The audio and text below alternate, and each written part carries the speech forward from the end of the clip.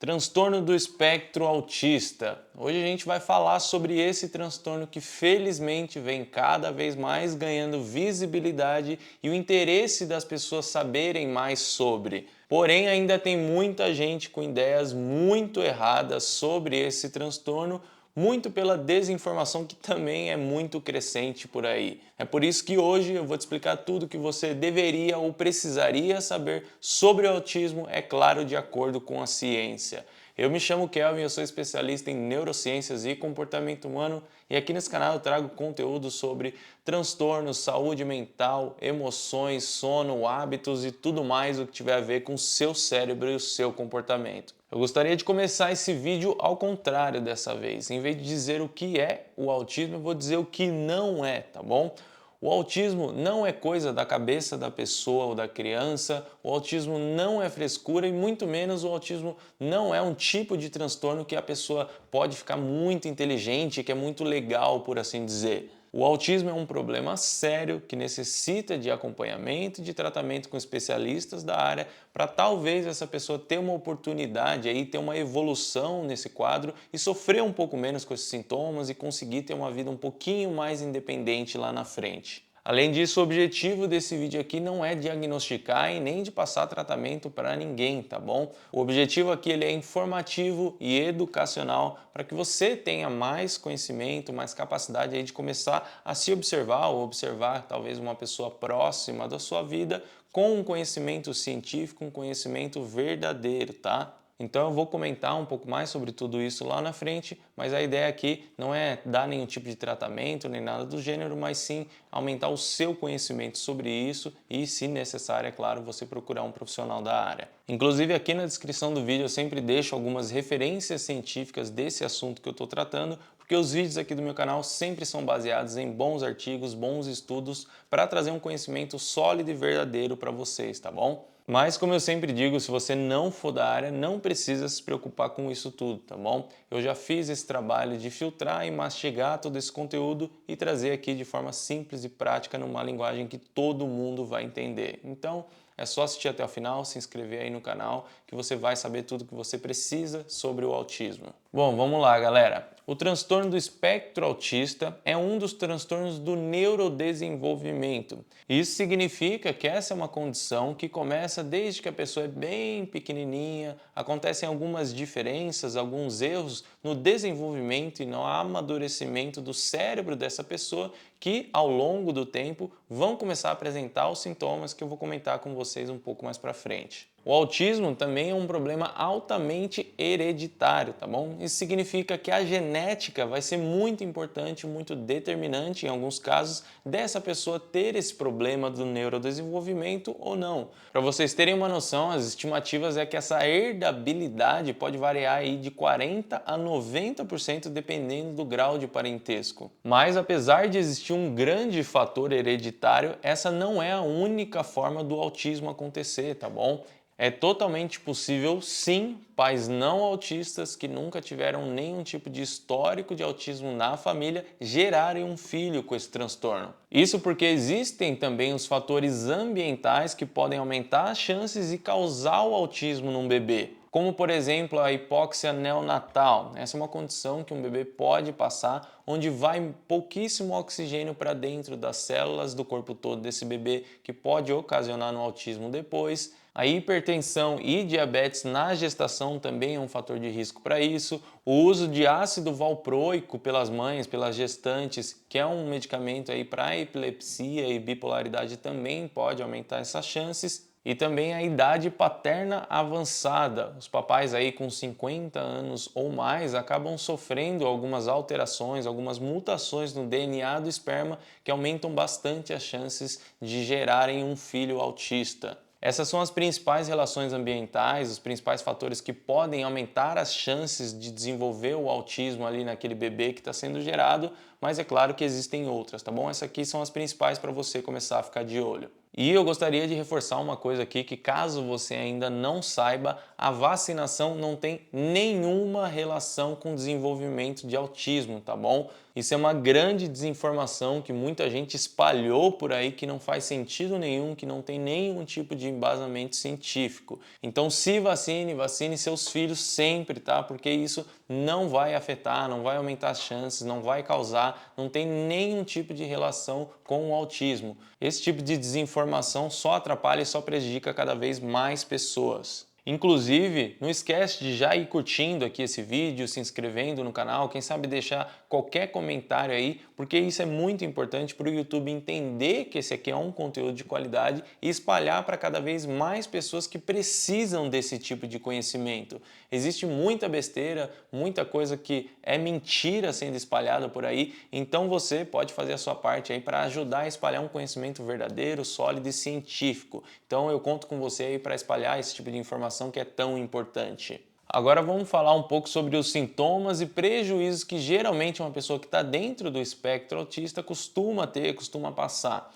E como o próprio nome já diz, né, isso é um espectro, tá bom? Então existem pessoas que vão sofrer muito mais, que vão ter níveis muito maiores de cada um desses prejuízos e pessoas que vão ter níveis muito menores, ou pessoas que têm um dos sintomas lá em cima e o outro lá embaixo e outra pessoa que é o inverso disso. O espectro ele justamente quer dizer isso, tá bom? Que não é só ter ou não ter, e sim que existem níveis dentro disso tudo. Bom, primeiro de maneira geral, dois pontos que caracterizam fortemente o autismo são déficits na comunicação social e interesses ou comportamentos extremamente restritivos ou repetitivos. Quando a gente fala dos problemas de comunicação, parece que eles estão muito ligados a alguns problemas ali nas regiões cerebrais envolvidas com identificação de movimento biológico e na teoria da mente dessa pessoa. Isso significa que é muito difícil, por exemplo, para um autista entender quando você estica a mão para cumprimentar ele, de que isso é um movimento de outra pessoa tentando se comunicar com ele e não só um objeto qualquer chegando próximo. Eu sei que é um pouco difícil de você imaginar, né, de você consolidar isso no seu cérebro de desenvolvimento típico, né, dentro da sua pele, mas isso é algo real que faz parte ali da experiência de quem tem autismo. E o problema na teoria da mente faz com que essas pessoas tenham bastante dificuldade de tentar interpretar ou imaginar o que está se passando na cabeça das outras pessoas e também de fazer uma certa previsão da consequência do seu comportamento para os outros, o que as pessoas vão achar do que você está fazendo. É por isso que é comum, sim, essas pessoas terem comportamentos que os outros julguem, às vezes desagradáveis ou estranhos ali em um momento específico. Mas isso acontece realmente sem elas perceberem, né? Por uma falta aí dessa capacidade de teoria da mente. Então isso não tem nada a ver com uma falta de educação nem nada do tipo, porque muitas pessoas que não conhecem nada sobre o autismo acabam achando isso. É realmente por conta de limitações que existem no cérebro dessa pessoa. Inclusive muito por conta desse tipo de situação que pode ser interessante sim o uso daqueles cordões, né, para que a pessoa se identifique. Então, se você vê uma pessoa ou uma criança utilizando aí, eu vou deixar na tela para você ter ele mais visualmente, aqueles cordões no pescoço com quebra-cabeça colorido, ou às vezes até aquele outro do girassol, né, e com fundo verdinho ali, isso significa que essa pessoa tem algum transtorno que não é facilmente notável, tá bom? Para você entender que talvez se ela tiver um comportamento um pouco diferente ou que te incomode de alguma forma, é por conta desse transtorno e não sim uma pessoa que está sendo inconveniente com você. Então é legal ter esse tipo de consciência e observar aí antes de sair julgando as pessoas, tá? Agora falando um pouco sobre os comportamentos ou preferências muito restritivas, não é nada incomum uma pessoa que tem autismo ter bastante intolerância a certos tipos de sons, cores, texturas, sabores e por aí vai.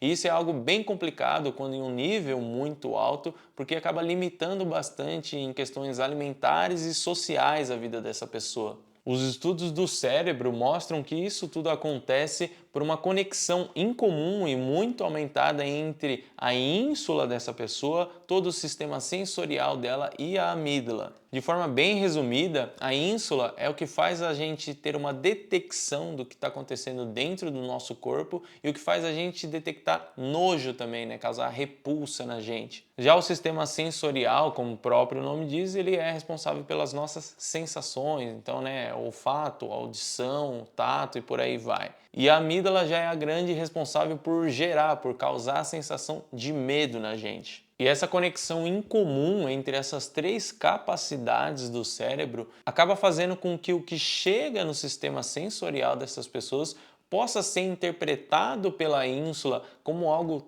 totalmente aversivo, causando uma certa dor interna às vezes, causando realmente nojo, repulsa naquilo. Daí a ínsula se comunica com a amígdala, causando ainda uma experiência mais negativa de dor e ansiedade dentro de tudo isso, o que de maneira prática resulta naquelas situações bem difíceis quando uma pessoa autista não consegue se expor de jeito nenhum a alguma situação, alguma coisa. E galera, como eu sempre digo, vocês não precisam decorar nada disso, nada desses nomes, tá? São coisas específicas do cérebro. Mas eu gosto de trazer esse tipo de detalhe para vocês entenderem que é uma questão fisiológica, que são alterações dentro disso que a gente tem aqui dentro da cabeça, que não é algo simples e que pode ser mudado aí com uma coisa ou outra, simplesmente uma recomendação ou fazer alguma coisa diferente. É algo fisiológico, é algo estrutural, tá bom? E além disso tudo, o transtorno do espectro autista costuma ter muitas comorbidades, então essas pessoas geralmente passam por outro tipo de transtorno junto ao autismo. Então é muito comum essas pessoas terem ansiedade ou depressão ou TDAH ou epilepsia e por aí vai. Em média, as pessoas autistas têm o dobro de chances de passar por isso, de enfrentar esses outros problemas do que em comparação com uma pessoa com desenvolvimento típico. Então, como você já deve ter entendido a esse ponto do vídeo, o autismo é sim algo muito sério que causa muitos prejuízos para quem tem que ficar lidando todo santo dia com esse tipo de situação. E um ponto muito importante que eu não posso deixar de passar para vocês é sobre a importância do diagnóstico precoce de autismo. A detecção e tratamento desde cedo, o quanto antes disso tudo, pode ser muito relevante para o nível de independência e de capacidade de lidar com toda essa situação que essa pessoa vai ter lá na frente como uma criança grande, como um adolescente ou também como um adulto. Vocês já me viram falar isso aqui 1 milhão de vezes, mas o nosso cérebro ele é plástico, a gente não pode esquecer disso. Ele vai se modificando fisicamente e estruturalmente de acordo com os estímulos que a gente vai dando para ele.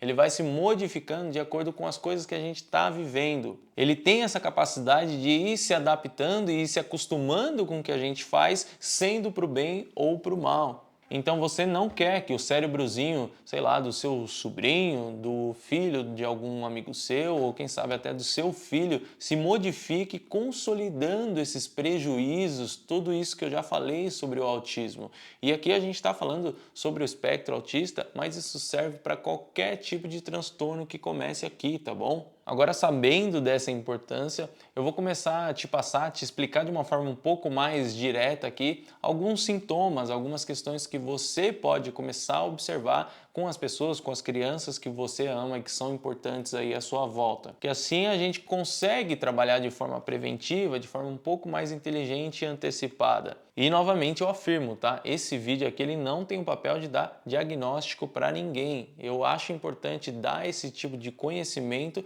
para que se a pessoa se identificar de alguma forma, se a pessoa levantar algum tipo de alerta, ela possa buscar uma ajuda profissional.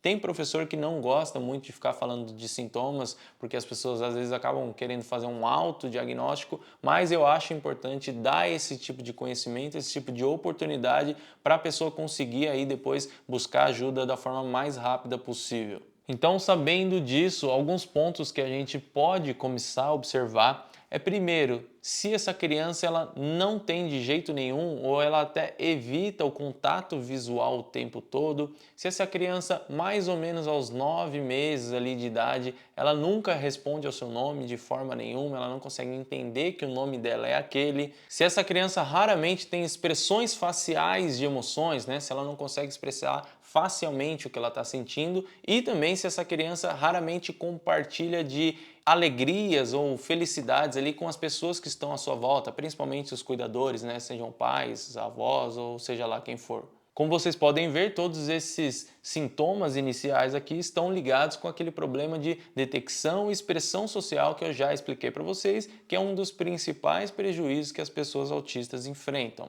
Além disso tudo, é interessante a gente fazer a observação dos gestos e comportamentos dessa criança também, como por exemplo, se ela nunca faz gestos com os braços, como um tchauzinho, né, que é muito comum os bebês fazerem. Se essa criança nunca aponta para as coisas, tentando mostrar alguma coisa para alguém que está ali à sua volta, ou se ela nunca faz imitações, se ela nunca faz aquelas brincadeirinhas, né, de, sei lá, imitar a careta de alguma pessoa, fazer algum som, alguma brincadeira do tipo. E isso tudo aqui com um bebezinho já um pouquinho maior, entre 12 e 18 meses, é esperado que ele consiga responder a esse tipo de coisa, que ele tenha esse tipo de comportamento. Já nos sintomas mais relacionados aos comportamentos e interesses muito restritivos e repetitivos, o que você pode começar a observar é se essa criança tem ali realmente um hábito de sempre alinhar tudo de uma maneira completamente perfeita e se incomodar muito, ficar com raiva ou muito triste quando alguma coisa sai errado nessa situação. Também se existe algum tipo de interesse muito obsessivo por algum objeto que é incomum os bebês se interessarem, e até se é do comportamento dessa criança ficar fazendo movimentos incomuns, muito repetitivos, né, como ficar se balançando assim o tempo todo, ou ficar girando em círculos e por aí vai. Mais um adendo muito importante para esses últimos sintomas que eu comentei aqui é que toda criança vai ter um pouquinho de cada uma dessas coisas, tá? É totalmente normal. As crianças vão se incomodar, é claro, se ela arrumar ali os brinquedos dela de um jeito e você ir lá rebagunçar tudo. Essas crianças vão se interessar por alguns objetos. Isso tem que ser realmente de uma maneira muito obsessiva, né? Muito fora do comum ali. Então, aqui é importante eu ressaltar isso para você não começar a se preocupar sem motivo, tá bom? Isso tem que ser algo grave, algo muito obsessivo. Então, esses são alguns pontos de observação que nós adultos podemos e devemos observar aí como um alerta para, caso aconteça, caso a gente tenha alguma dúvida, identifique, vá procurar ali um bom psicólogo, um bom médico especialista nessa área. Inclusive, falando de diagnóstico de fato, hoje todos eles são feitos através de observação comportamental, tá? Como essa criança se comporta ali com seus pais, no ambiente escolar ou com pessoas desconhecidas, e também através de algumas entrevistas estruturadas que vão ser feitas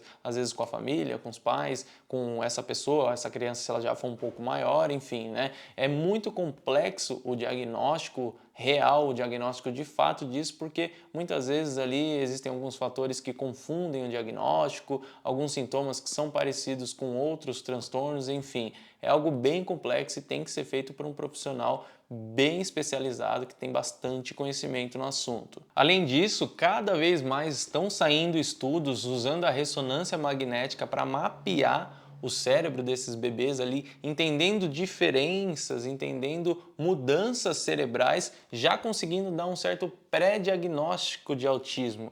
Isso é algo muito interessante, que se realmente der certo, vai ser muito importante para todo o estudo da saúde mental. Mas, como eu disse, esses ainda são estudos preliminares, tá? Ainda não são conclusões 100% ali, e quem sabe mais para frente aí a gente vai conseguir sim diagnosticar o transtorno do espectro autista através desse tipo de exame. Sendo assim, caso você suspeite de algo, procure um neurologista, psiquiatra ou psicólogo que tenha especialidade nessa área, tá bom? Esses mesmos profissionais vão conseguir também já dar orientações um pouco melhores em relação aos tratamentos, mas eles sempre são baseados ali em análise comportamental, em estímulos ambientais para que essa pessoa, para que essa criança ou esse adulto cada vez consiga lidar melhor com todos esses sintomas, lidar melhor com situações e criando ali mais repertório comportamental para ser mais independente e viver de uma maneira melhor no geral. E talvez alguns de vocês vão me perguntar, estejam se perguntando aí na cabeça, se existe algum tipo de medicamento que pode ajudar a melhorar o autismo ou atrasar os sintomas ou algo do tipo. E até hoje a gente não descobriu nenhuma substância que tem esse tipo de capacidade, tá? Mas não é nada incomum você conhecer uma pessoa que sofre com autismo utilizando algum medicamento, porque como eu disse, existem muitas comorbidades, muitos outros transtornos que vêm associados em paralelo com o autismo. Então é comum sim essas pessoas estarem usando algum tipo de medicamento, mas não é pro autismo, tá? É para ajudar aí nos sintomas desses outros transtornos. E antes de eu ir para os recados finais aqui do vídeo, eu gostaria de te convidar para se inscrever aqui no canal, porque se você gostou desse tipo de conteúdo aqui, sem dúvida nenhuma, outros vários vídeos aqui do canal vão ser legais para você. Eu tenho uma playlist aqui só falando sobre transtornos, lá eu já expliquei sobre ansiedade, sobre o transtorno obsessivo compulsivo, TOC e até o famoso aí síndrome de Tourette. Isso sem dizer das dezenas de vídeos mais práticos que eu já tenho aqui falando sobre inteligência emocional, autocontrole, procrastinação e tudo mais aí, sempre, é claro, usando os conhecimentos científicos que vão ser interessantes para você aplicar na sua vida.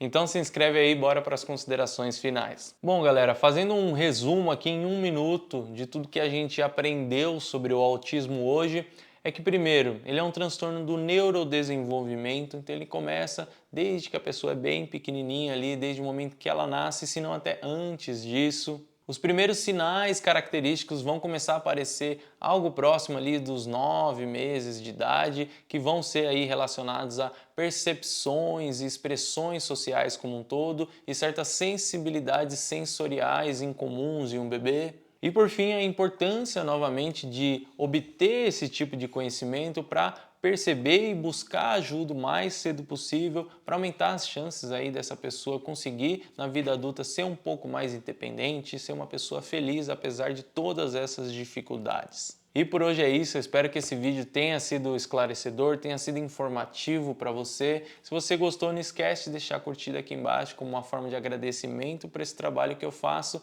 E um abraço, eu te vejo no próximo vídeo.